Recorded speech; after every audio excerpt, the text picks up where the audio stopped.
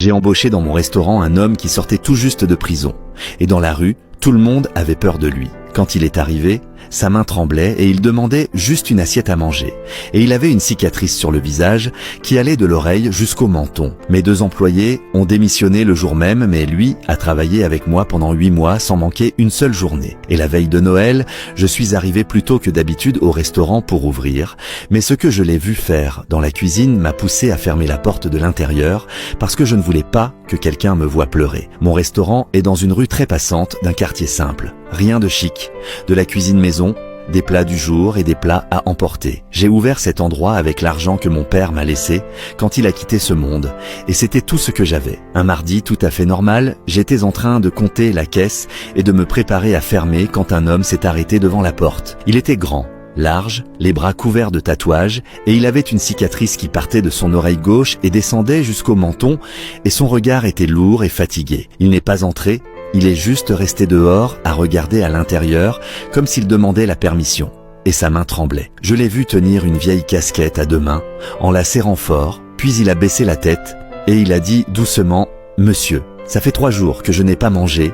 Est-ce que vous avez quelque chose qui reste? N'importe quoi ira. » Sa voix était grave, mais à ce moment-là, elle paraissait faible, comme s'il avalait sa honte juste pour réussir à parler. Je l'ai regardé, et dans les yeux de cet homme, j'ai vu quelque chose que j'avais déjà vu dans mon propre reflet, le désespoir. Je l'ai fait entrer, je l'ai installé à la table du fond, et je lui ai préparé une assiette bien remplie. Du riz, des haricots, un steak aux oignons, de la salade et de la farine de manioc. Il a regardé l'assiette, et il est resté complètement immobile pendant environ 5 secondes. Quand il a relevé la tête, ses yeux étaient déjà rouges. Il mangeait lentement, comme s'il voulait que ce moment dure pour toujours. Quand il a eu fini, il s'est levé et il a dit qu'il voulait faire la vaisselle pour payer le repas. Je lui ai dit que ce n'était pas la peine, mais il a insisté. Il est allé dans la cuisine et il n'a pas lavé seulement son assiette. Il a lavé toute la vaisselle qui se trouvait dans l'évier. Ensuite, il a pris un torchon et il a tout essuyé.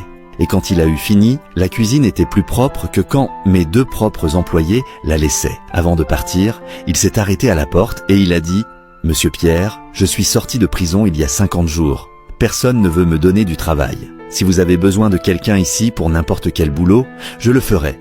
J'ai juste besoin d'une chance. » Cette phrase m'a touché en plein cœur et j'ai passé toute la nuit à y penser. Le lendemain, j'en ai parlé à mes 2 employés, Thomas et Sand, et je leur ai dit que je pensais à embaucher ce gars-là. Thomas a ouvert de grands yeux et il a dit « Vous êtes fou, Monsieur Pierre. Vous avez vu la carrure de ce type.